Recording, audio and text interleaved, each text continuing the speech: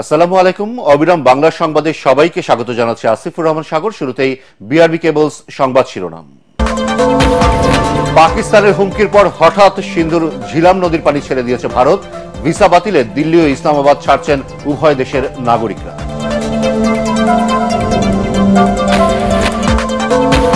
বাংলাদেশে স্থিতিশীল গণতান্ত্রিক পরিবেশ দেখতে চায় চীন। বিএনপির সাথে বৈঠকে দেশটির রাষ্ট্রদূত।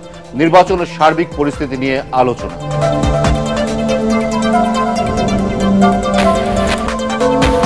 এবং জুলাই গণ অভ্যুত্থানে শহীদ জসিমের মেয়ে লামিয়ার ঝুলন্ত মরদেহ উদ্ধার। ধর্ষণের বিচারে দীর্ঘসূত্রিতার হতাশা থেকে আত্মহত্যা বলছে স্বজনরা। শুনছিলেন বিআরবি কেবলসের সংবাদ শিরোনাম, এবার বিস্তারিত।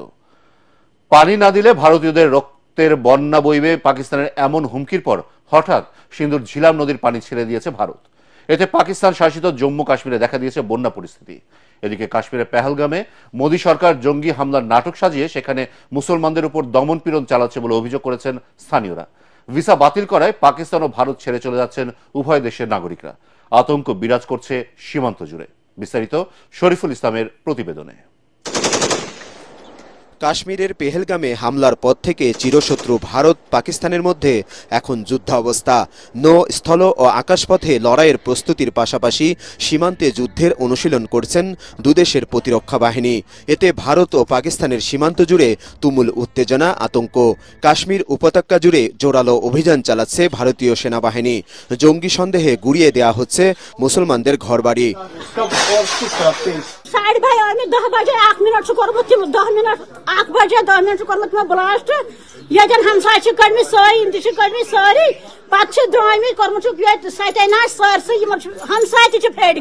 কাশ্মীরে হামলার দায় অস্বীকার করে টিআরএফ বলছে মিথ্যাচার করছে ভারত।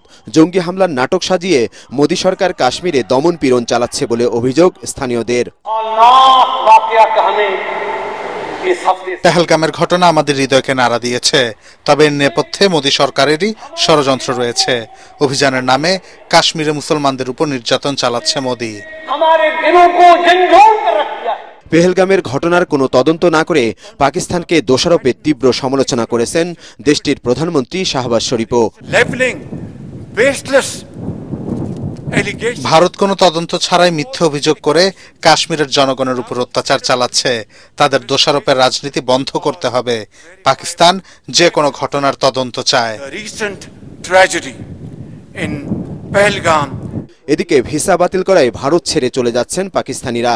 সীমান্তে দুদেশের নাগরিকদের দীর্ঘ লাইন। পাসপোর্ট পরীক্ষা করে উভয় দেশের নাগরিকদের প্রবেশের অনুমতি দিচ্ছেন নিরাপত্তা কর্মীরা। একদিন তো तुम दिल्ली तक तो एक दिन लग जाता है आने का। 23 तारीख को उधर पहुंचा था, फिर रात ये पैगाम मिले, इधर आ गया। क्या हुआ? कुछ भी नहीं कर सके। कार्यों से मिले, उन्होंने बोला इंडियन पासपोर्ट नहीं हो रहा है, सिर्फ ग्रीन पासपोर्ट क्रॉसिंग हो रही है। बट ये हो रहा है कि मेरे बच्चे पाकिस्तानी हैं और मैं इंडियन हूँ, तो मुझे तो जाना जरूरी है बच्चों के साथ।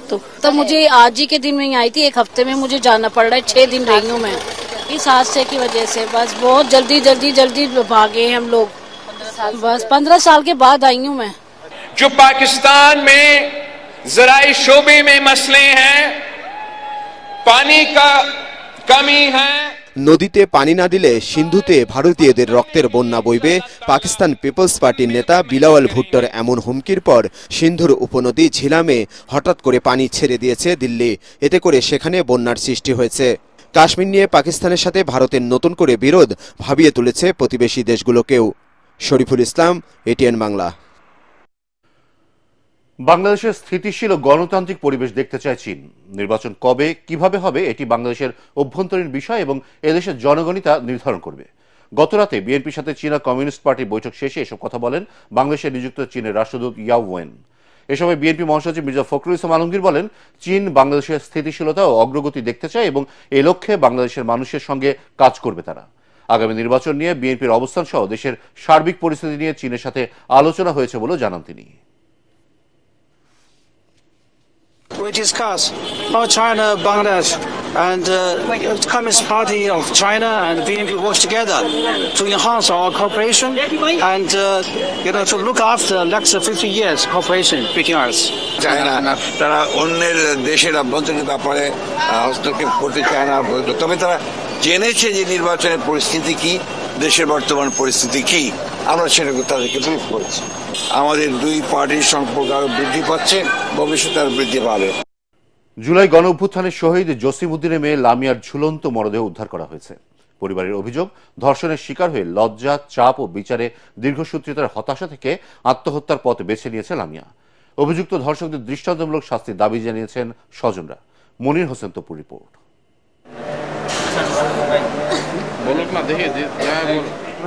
জুলাই আগস্টের ছাত্র জনতার আন্দোলনে শহীদ জসিম উদ্দিনের ধর্ষণের শিকার মেয়ে লামিয়া না ফেরা দেশে চলে যাওয়ায় কাতরাচ্ছেন মা। রাত 10টার দিকে রাজধানীর মোহাম্মদপুরের শেখেরটেকের একটি ভাড়া বাসায় লামিয়া নিজ কক্ষে গলায় ফাঁস দেয় বলে জানায় পরিবার। স্থানীয়রা মরদেহ উদ্ধার করে সোহরাওয়ার্দী মেডিকেল কলেজ হাসপাতালে নিলে চিকিৎসকরা তাকে মৃত ঘোষণা করেন। আমার মেয়ের জীবন যারা বাঁচতে দেয় না তাদের জীবন আমার সামনে এনে দেবে, আমি তাদের মাঝে এলাম, আমি আর কিছু চাই না।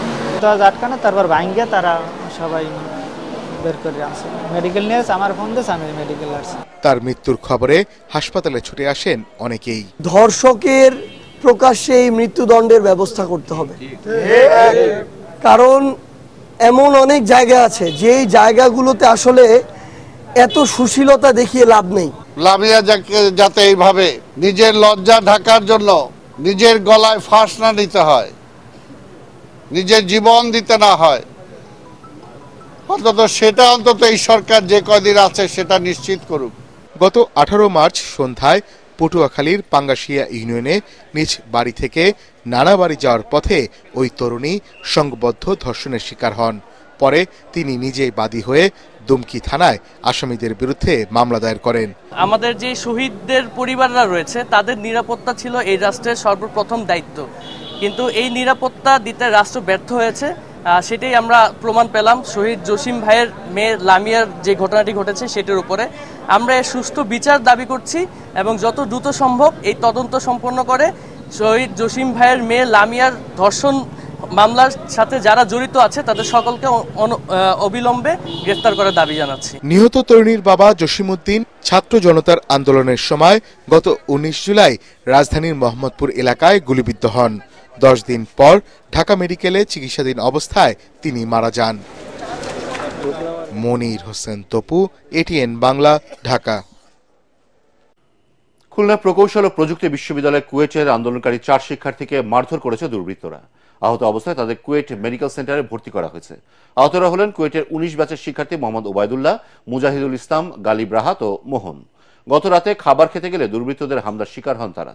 খান জাহান আলী থানার ওসি কবির হোসেন সাংবাদিকদের জানান, হামলাকারীদের ধরতে অভিযান চালানো হচ্ছে। এবার পার্টেক্স খেলার খবর।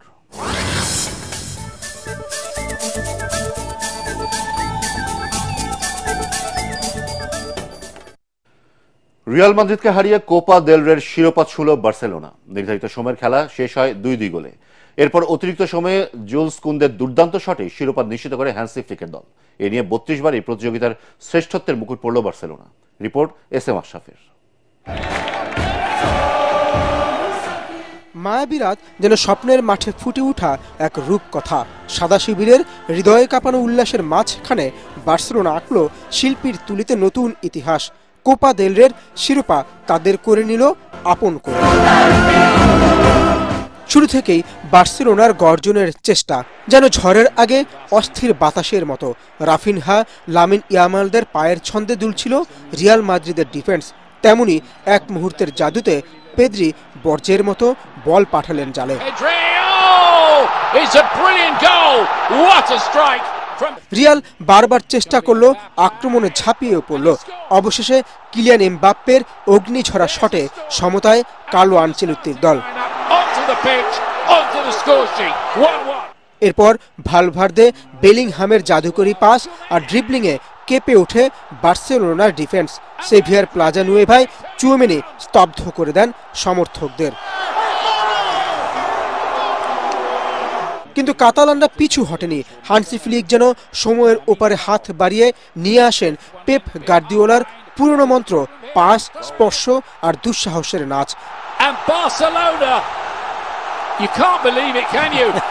অতিরিক্ত সময়ের 116 মিনিটে এলো সেই জাদুকরী মুহূর্ত। রিয়ালের জাল ছিঁড়ে ইতিহাসের পাতায় আরেকটি কবিতা লিখলেন কুন্দে। শেষে রাত ঢাকলো লাল নীল আবরণে। বার্সেলোনা ফুটবলাররা স্মরণ করিয়ে দিলেন ফুটবল এক জাদু, আর তারা সেই জাদুর চিরকালীন রূপকথার নাম। SM Ashraf, ATN Bangla. শেষ করার আগে বিআরবি কেবলসি সংবাদ শিরোনাম আরো একবার।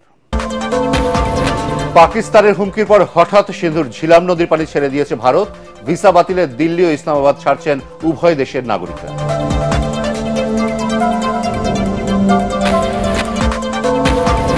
বাংলাদেশের স্থিতিশীল গণতান্ত্রিক পরিবেশ দেখতে চায় চীন। বিএনপির সাথে বৈঠকে দেশটির রাষ্ট্রদূত। নির্বাচনের সার্বিক পরিস্থিতি নিয়ে আলোচনা।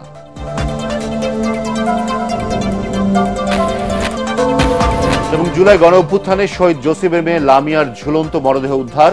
ধর্ষণের বিচারে দীর্ঘসূত্রিতার হতাশা থেকে আত্মহত্যা বলছে স্বজনরা। পরবর্তী সংবাদ দেখার আমন্ত্রণ জানিয়ে এখনকার মতো শেষ করছে এটিএন বাংলা সংবাদ। ইউটিউবে দেখতে ব্রাউজ করুন youtube/ATN Bangla News।